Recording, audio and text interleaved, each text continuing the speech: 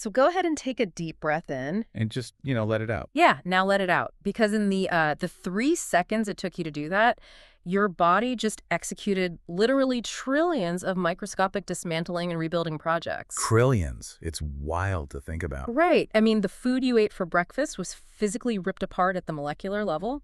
Oxygen was spliced into the wreckage, and energy was explosively released into your bloodstream just to keep your heart beating. It's the ultimate invisible engine. Exactly.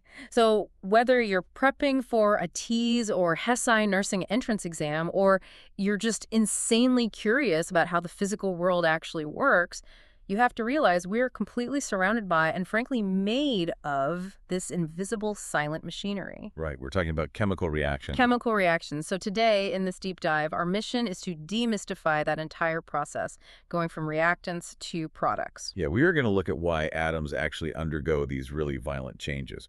We'll cover the absolute ironclad rules for balancing them on paper, which I know causes headaches. Oh, definitely. Plus, we'll get into the rather wild history of how early scientists figured all this out without modern equipment.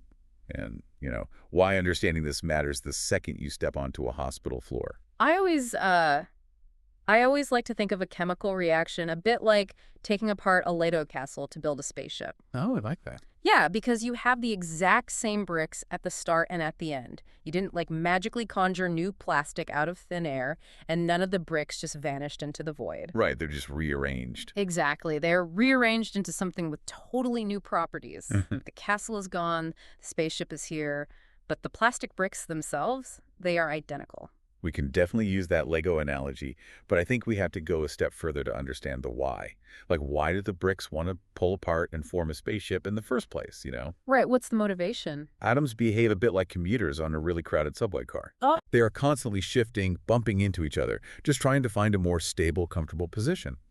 If they bump into a new arrangement of atoms that requires less overall energy to maintain a more stable state, they lock into it. So it's all about being lazy, finding the lowest energy state. Essentially, yes. That drive towards stability is the fundamental reason a reaction happens at all. The starting materials, those restless commuters, those are your reactants. And the stable, newly formed arrangement they settle into, those are your products. Okay, let's unpack this. Because I know test writers, they absolutely love to play in the fuzzy boundaries of what actually counts as a reaction. Oh, they certainly do. Right. So if a reaction is just matter rearranging itself, what about when I take a spoonful of salt and stir it into a glass of warm water? I mean, the solid crystals literally vanish into the liquid. It looks like a massive transformation.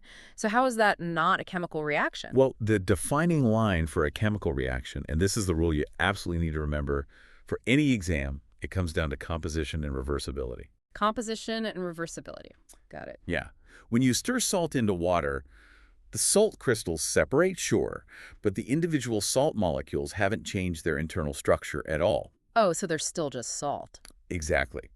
Their chemical composition is identical before and after. Furthermore, you can easily reverse the process. So you just dry it out. Yeah, if you just leave that glass on a sunny windowsill until the water evaporates, the exact same salt crystals will be sitting right there at the bottom. That makes it a physical change. It's altering the form, but not the actual substance. So to be a true chemical change, you have to create an entirely new substance. If I leave an iron pipe out in the rain and it rusts, Perfect example. I can't just dry off the pipe or, put it in a freezer and get my shiny iron back. The iron atoms have permanently locked together with oxygen atoms from the air to form iron oxide. Right. You have fundamentally altered the bonds. That's key. Chemistry is entirely about the breaking and forming of bonds between atoms, and that involves the sharing or trading of electrons. Which means we need to draw a hard line between chemistry and nuclear physics, right? Oh, absolutely. Because if I split an atom, that is a massive reaction. Does that count? Nuclear reactions are strictly excluded from the definition of a chemical reaction. Okay, strictly excluded. Because chemistry only ever touches the outside of the atom, the electrons. It never, ever touches the deep inner core, the nucleus. Radioactive decay, nuclear fission, fusion, those actually alter the nucleus. They change the identity of the atom itself by gaining or losing protons. Meaning you are literally changing the Lego brick from a red 2x4 into a blue 1x6. Yes, chemistry just rearranges existing bricks. Nuclear physics magically transmutes the bricks into different shapes entirely. They are completely separate disciplines. Wow, okay, so if a chemical reaction is just this violent ripping apart of old bonds and snapping together of new ones, that physical tearing has to take a massive amount of effort. Where does the energy for that come from? And, where does it go? Energy is the currency of every chemical reaction. It always requires an input of energy to break those initial bonds in the reactants. It's much like it takes physical effort to pry two really tightly stuck Legos apart. Yeah. Right, you really have to pull. Yeah. But conversely, energy is always released when new bonds form to create the products. The classification of a reaction depends entirely on which of those two numbers is larger. So if snapping the new bonds together releases a massive amount of energy, like way more than it took to break the old ones apart, where does that extra energy go? It gets dumped into the surrounding environment, usually as heat. Okay, so it gets hot. Very hot. The reaction feels physically warm to the touch. That is an exothermic reaction. Combustion, like burning wood in a fireplace, is a classic exothermic reaction. Oh, sure. Or, in a clinical setting, breaking a calcium chloride packet to create an instant hot pack for a patient. Right, and what if it's the opposite?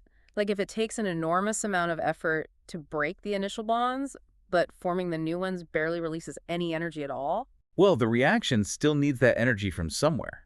So it aggressively absorbs heat from its surroundings. It steals the heat. Exactly. It pulls the heat right out of your hand, making you feel cold. That is an endothermic reaction. Snapping an ammonium nitrate instant cold pack works exactly this way. That makes perfect sense. Photosynthesis is another great example. It absorbs massive amounts of solar energy to force carbon dioxide and water to bond into glucose. Okay, all of this makes logical sense now. You've got atoms seeking stability, energy being absorbed or released, but humanity has been manipulating chemical reactions since prehistory, right? Oh, yeah. Thousands of years. We've been smelting copper, fermenting wine, burning fires for millennia. I'm assuming our ancestors didn't know about electron bonds. No, not at all. For most of human history, the understanding of chemical changes was entirely mystical. Alchemy was the dominant perspective for centuries. Turning lead into gold, that kind of thing. Right.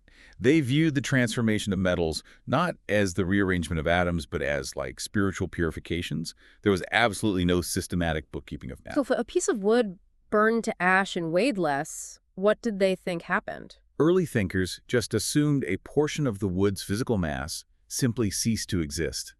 It just vanished. I remember reading about a specific theory that tried to explain burning before we knew about oxygen. Something about a mysterious fire element. Ah, the phlogiston theory. Sounds phlogiston, yes. Yeah, it was formalized around 1703 by a German chemist named Georg Ernst Stahl. He proposed that any combustible object contained this hidden, invisible substance called phlogiston. Okay.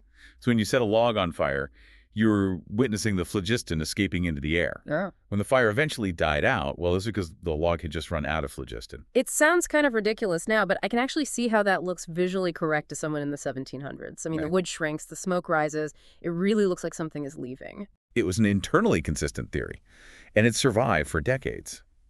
The real problem was nobody was weighing things precisely. Right? The entire paradigm shifted in the 1770s thanks to a French chemist named Antoine Laurent Lavoisier. He realized that if you really wanted to understand nature, you couldn't just observe it. You had to measure it relentlessly. He brought in the math. He did. He constructed an incredibly precise balance scale and designed a sealed glass apparatus. By sealed, you mean like nothing can get in or out. No air, no smoke, nothing. Complete isolation. Lavoisier placed a piece of liquid mercury inside this sealed glass container, weighed the entire heavy apparatus down to the fraction of a gram, and then he applied intense heat. Okay, what happened? Inside the glass, the shiny mercury slowly transformed into this bizarre rust-red powder. But under the phlogiston theory, the mercury should have lost mass, right? Because its hidden fire element was being burned away. Exactly. But Lavoisier proved it didn't. When he weighed the sealed glass container after the heating process, the mass was absolutely identical. Now, the red powder itself weighed more than the original liquid mercury. But when he measured the air pressure inside the sealed jar, the air had lost the exact same amount of mass. So it stole something from the air. Yes. The mercury hadn't released a magical fire substance. It had reached out and physically bonded with a gas in the air. And he proved that the gas the mercury bonded with was oxygen. He helped name it oxygen, yes. And in 1789, he formalized his findings into the law of conservation of mass. Which is, Matter is neither created nor destroyed in a chemical reaction. It is only rearranged. The total mass of the reactants will always flawlessly equal the total mass of the products. okay, here's where it gets really interesting. Lavoisier fundamentally redefines our understanding of the universe, right? He proves that no atom is ever truly lost.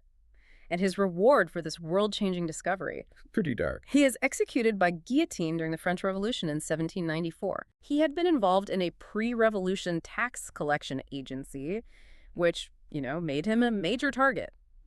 There is this incredibly bleak quote from the mathematician Joseph Louis Lagrange shortly after the execution.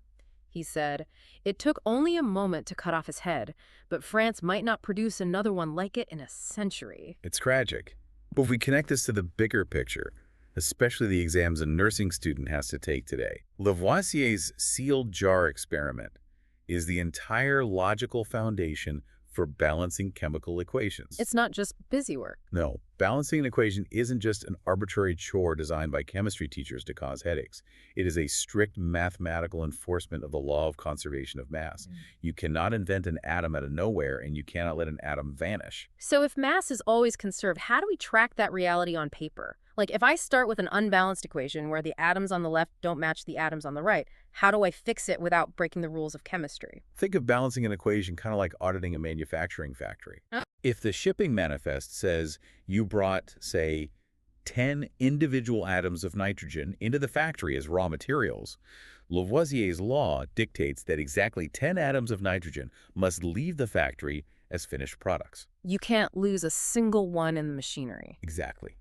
To audit this, you are allowed to adjust the quantity of the molecules you were using, but you can never, ever change the blueprints of the molecules themselves. So when I look at a formula, I can change the big numbers and the coefficients, but I can never touch the little numbers, the subscripts. Never touch the subscripts. Let's say you need more oxygen on the right side of an equation, and the only product available is water, H2O.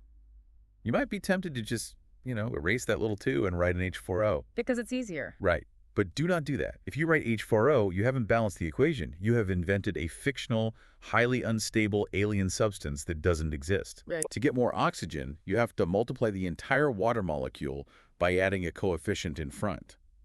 Writing 2H2O means you now have 2 complete water molecules. That gives you the extra oxygen you need, but it also multiplies your hydrogen. It's a cascade effect. You change one coefficient to fix the oxygen, but now your hydrogens are all out of whack, so you have to go back to the left side and adjust the raw materials to match. It is a puzzle of continuous adjustment. And let's look at probably the most consequential example of this puzzle in human history. The Haber-Bosch process. Yes, which synthesizes ammonia. The raw reactants are nitrogen gas, which floats around as pairs of atoms, and hydrogen gas, also in pairs. Okay. The product is ammonia, which is 1 nitrogen atom bonded to 3 hydrogen atoms. Okay, so the factory brings in pairs of nitrogen and pairs of hydrogen, but the final product requires 1 nitrogen and 3 hydrogens.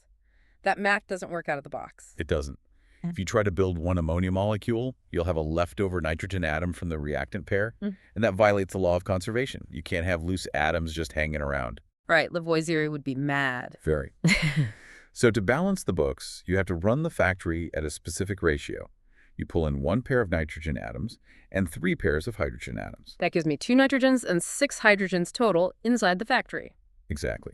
Now, those atoms get ripped apart and rearranged into the final product.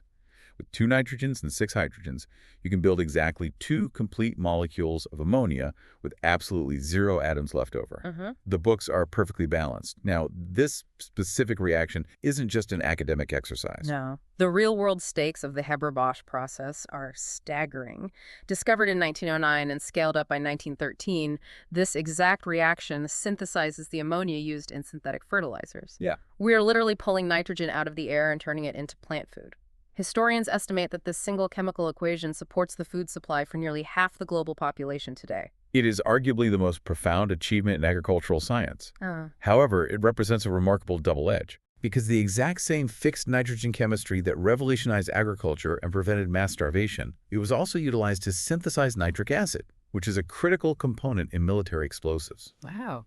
Furthermore, Fritz Haber, the chemist who developed the process, He personally used his deep understanding of chemical reactions to direct the German chemical weapons program during World War I, deploying toxic chlorine gas on the battlefields of Ypres in 1915. It is a stark reminder that chemistry doesn't exist in a vacuum. A balanced equation on a chalkboard can literally feed billions or devastate a continent. It really serves as a sobering case study of how one single reaction reshaped both global agriculture and the nature of modern warfare. Yeah. Let's bring this back to the mechanics, though. We know how to balance the inventory, but what do these rearrangements actually look like when they happen in a test tube or, in the human body? Because test writers always ask about specific reaction patterns. Yes, exams typically expect you to visually recognize 5 specific reaction patterns. The first is synthesis. This is the simplest one. Taking 2 smaller, simpler reactants and combining them into a single, more complex product. Our Haber-Bosch ammonia process was a synthesis. That's building the Lego spaceship. Yes. The second pattern is the exact opposite, decomposition.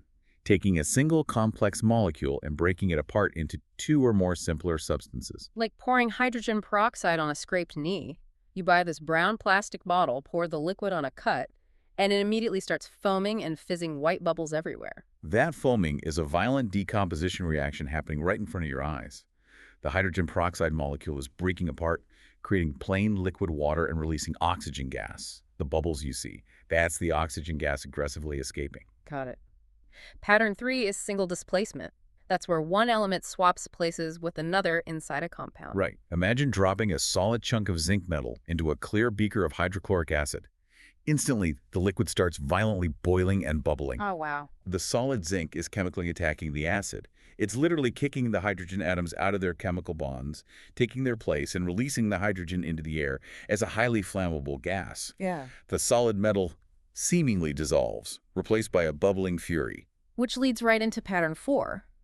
Double displacement. 2 compounds, basically trade partners. Nursing exams love testing precipitation reactions under this category. Precipitation, right. Imagine holding 2 test tubes, each containing a perfectly clear liquid. One is silver nitrate, the other is sodium chloride. You pour one clear liquid into the other, and the instant they touch, the liquid turns completely opaque and a thick, heavy white snow begins to settle at the bottom of the tube. That's crazy. The atoms swapped partners to create silver chloride, which is a solid substance that cannot dissolve in water, so it precipitates out of the liquid. 2 clear liquids instantly making a solid. That is incredibly visual.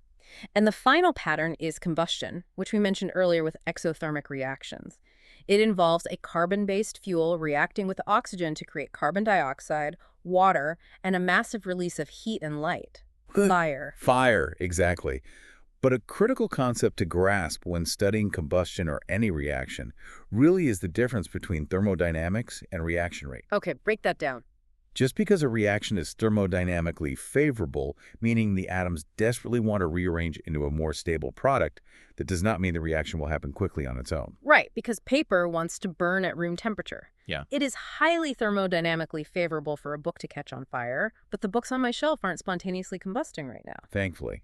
And that's because of the activation energy barrier. Even if the atoms want to rearrange, prying those initial bonds apart takes a massive upfront investment of energy. It requires an initial spark to get over that hump. I always picture activation energy like a bouncer at a really exclusive club. Okay. Even if you're thermodynamically favorable, you are on the VIP list, you still have to get past the bouncer. If you don't have that spark, you don't get in. But in the human body, we don't have sparks. So do enzymes just act like a $20 bill slipped to the bouncer to look the other way? What's fascinating here is that is a very common misconception. A catalyst or an enzyme in the body doesn't bribe the system or break the rules. Oh, it doesn't? No. A better analogy is a heavy boulder that needs to roll down a mountain. It wants to roll down, but first you have to push it up and over a massive peak. That push is the activation energy. Okay. A catalyst doesn't give you extra strength to push the boulder. Instead, it brings a drill and carves a tunnel straight through the middle of the mountain. It creates an entirely new alternate pathway that requires vastly less energy to traverse. So it lowers the barrier, letting the reaction happen at much lower temperatures, like 98.6 degrees in the human body. Exactly. When you poured that hydrogen peroxide on your knee, the reason it fizzed so violently was because your blood contains an enzyme called catalase. Catalase carves a tunnel through the activation energy mountain, causing the peroxide to decompose thousands of times faster than it would just sitting in the bottle. And crucially, the catalase enzyme isn't destroyed in the process. It carves the tunnel, watches the boulder roll through, and immediately moves on to carve a tunnel for the next molecule. So what does this all mean? We have the history, the factory inventory balancing, the tunnels through mountains. Why does an aspiring nurse or just an everyday person need to understand these invisible mechanics? Because every meaningful physical process you will ever experience or assess in a clinical setting is governed by these exact rules. Every single one. Pretty much. Yeah. When a patient eats a meal, the digestion process is enzymatic hydrolysis. That's a massive chain of decomposition reactions breaking down complex carbohydrates into usable sugars. Right. When a patient inhales oxygen, cellular respiration is continuously running combustion-like reactions, reacting glucose with oxygen to create the ATP energy that keeps cells alive. Medications, too, right. When you administer a drug, it doesn't just sit there. It is metabolized by the liver through a highly specific series of chemical reactions to become active and eventually to be flushed out. Even blood pH relies on this. Human blood must stay in a highly specific pH range, right around 7.4. To maintain this, blood buffers are constantly running neutralization reactions, binding with stray acid or base molecules. If those reactions stall or the equilibrium shifts, the patient enters a critical state. It governs life outside the hospital, too. The browning of a steak on a grill is the Maillard reaction.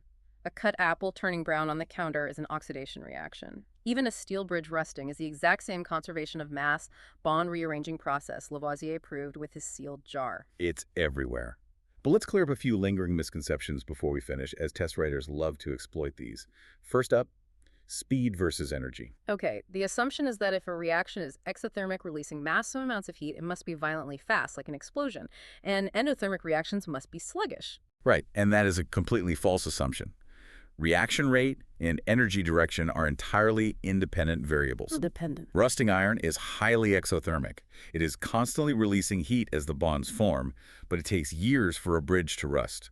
Meanwhile, snapping an endothermic instant cold pack drops the temperature dramatically in a matter of seconds.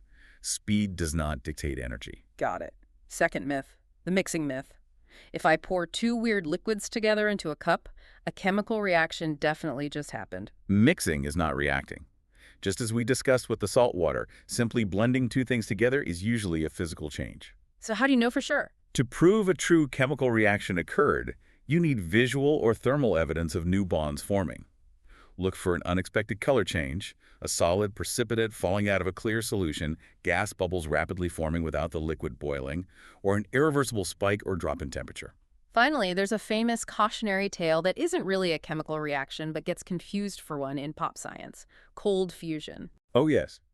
In 1989, two chemists, Martin Fleischmann and Stanley Pons, announced to the world that they had achieved nuclear fusion, the reaction that powers the sun at room temperature inside a basic laboratory setup. Which, if it had been real, it would have solved the global energy crisis overnight. Exactly. But they announced it at a press conference, completely bypassing the scientific peer review process. And because they bypassed peer review, no one had validated their measurements. Yeah. When other laboratories tried to replicate their setup, nobody could reproduce the excess heat they claimed to have found. So it was just an error. Yeah. Today, it is taught as a stark reminder of why the strict, methodical rules of replicability matter so much.